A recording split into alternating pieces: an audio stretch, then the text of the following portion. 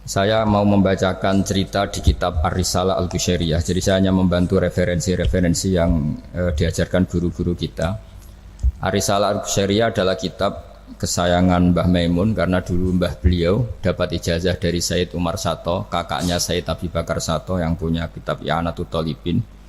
Dan kitab itu dibawa ke Indonesia sampai ke saya sebagai murid beliau. Di antara yang disebut dalam Ar-Risalah Al-Qushairiyah ini Thariqatu Ahlil Ilm, kitab Ar-Risalah Al-Qushairiyah itu.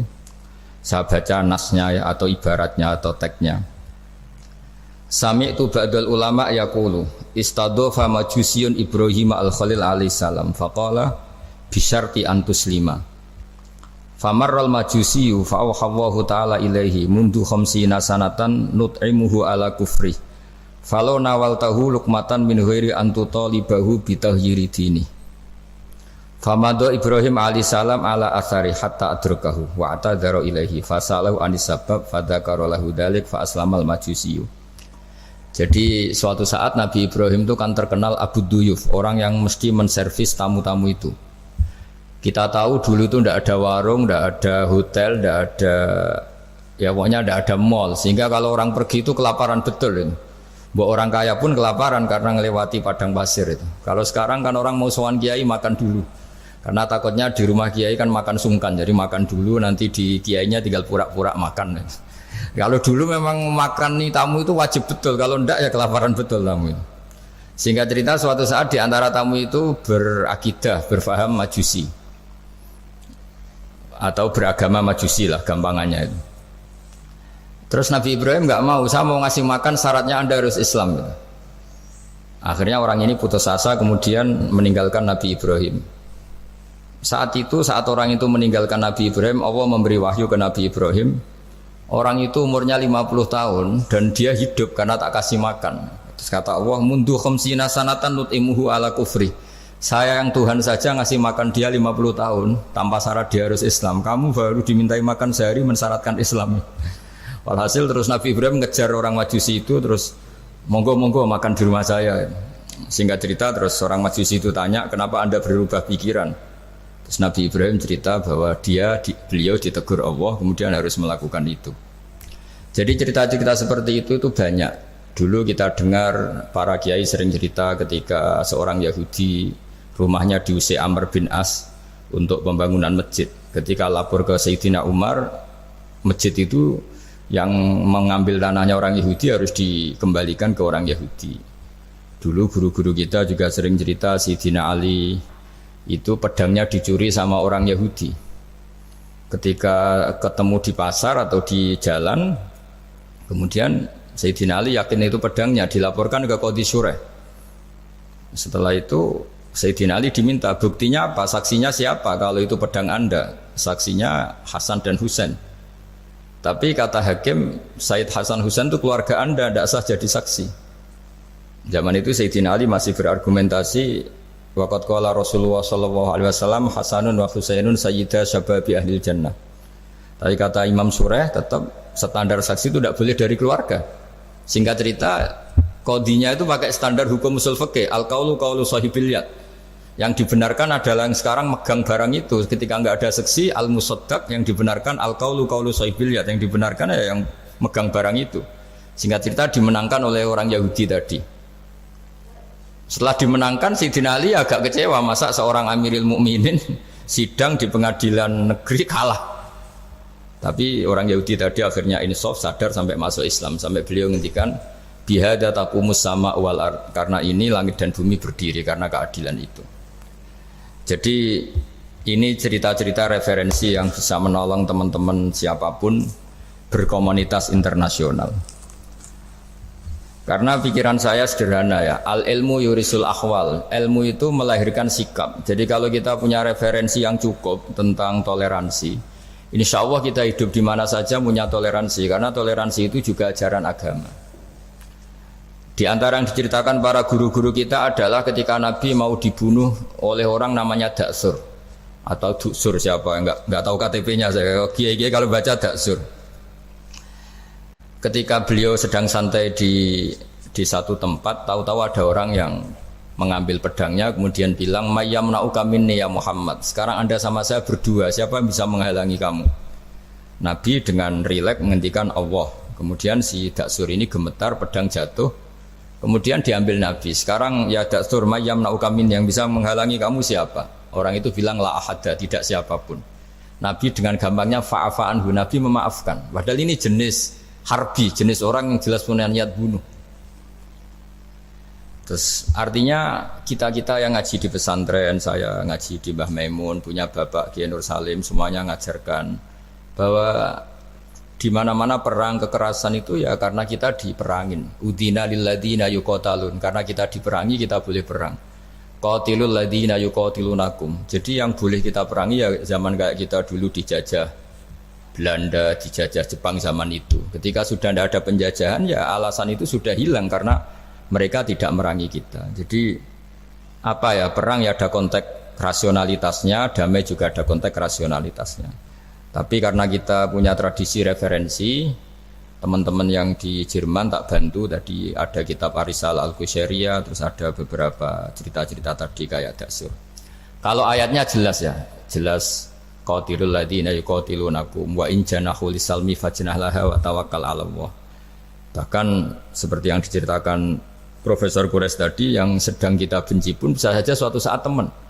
Dalam surat Mumtahanah itu atau Mumtahinah ada ayat asawwau ayyaj'ala bainakum wa bainal ladzina ataitum minhum mawaddah. Bisa saja orang yang sekarang kamu benci suatu saat kamu cintai. Wallahu qadir, itu Allah Maha Kuasa. Dan tadi saya menambahkan yang dikatakan Profesor Quraisy tentang belajar. Dulu Nabi itu enggak puasa Asyura. Tapi ketika datang ke Medina, orang-orang Yahudi itu puasa Asyura. Coba tanyakan ke mereka, kenapa puasa tanggal 10? Terus mereka menjawab, yaumun najjawahu fi Musa, itu hari yang Allah menyelamatkan Nabi Musa. Terus fa'amara bisyami, kemudian Nabi menyuruh sahabat puasa. Artinya dulu itu segampang itu hidup, itu sesuatu yang baik, apa ya sudah ditiru. Meskipun kita tahu Nabi itu tentu mustaqil bil istihad, Nabi itu orang yang mandiri. Tapi memberi percontohan kita betapa gampangnya kita seperti itu. Dulu ada seorang Yahudiyah meminta sama Sayyidah Aisyah dan dikasih. Ketika dikasih dia mendoakan semoga kamu Aisyah selamat dari siksa kubur. Zaman itu Sayyidah Aisyah itu belum tahu tentang siksa kubur sehingga beliau engkar, enggak percaya.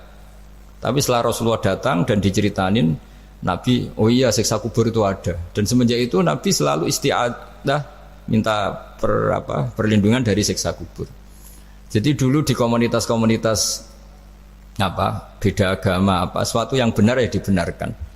Makanya kaidah umum dalam interaksi antar agama itu la tusaddiquhum wa la tukadzibuhum, ya kamu jangan bilang iya, jangan-jangan enggak, ya jangan bilang tidak, jangan-jangan iya. Jadi aturan ilmunya jelas la tusaddiquhum wa la tukadzibuhum. Ya artinya sesuai referensi ilmu lah kira-kira begitu. Terus yang terakhir, ini saya mohon maaf sama komunitas di Jerman karena saya ini pura-puranya aja sibuk. Karena saya kira ini seberapa jam lagi saya ngajar ini. Nanti kalau saya tidak ngajar di sini yang mengundang agak-agak dosa. Jadi supaya sama-sama tidak dosa, ini saya ya nuruti jenengan. Tapi ya karena saya ngajar ini juga yang datang orang macam-macam. Ada yang Kalimantan, Sumatera mau ngaji di sini. Ini seberapa jam lagi saya ngaji Sahih Muslim. Yang terakhir ini di halaman Kitabu Adabil Ulfa wal Ukhuwah halaman 285 dalam Ihya juz 2. Jadi kitab saya juz 2, mungkin kalau beda cetakan yang jelas ikut Kitabu Adabil Ulfa wal Ukhuwah. Di sini diterangkan oleh Imam Ghazali dengan beberapa riwayat yang disebut al-jiranu salasatun. Bertetangga itu ada 3. Jarun lahu hakun wahid, ada tetangga yang punya hanya satu hak. Wa jarun lahu haqqani wa jarun lahu salah satu hukukin. Terus beliau cerita yang punya 3 hak itu ya tetangga, ya seagama, ya masih ada hubungan kerabat. Yang punya 2 hak ya tetangga, ya seagama. Terus wa amal ladzi lahu haqqun wahid fal jarul musyrik. Yang punya hak satu itu tetangga yang beda agama. Jadi intinya tetap dikasih hak meskipun beda agama. Sampai diantaranya disebutkan juga di halaman 287.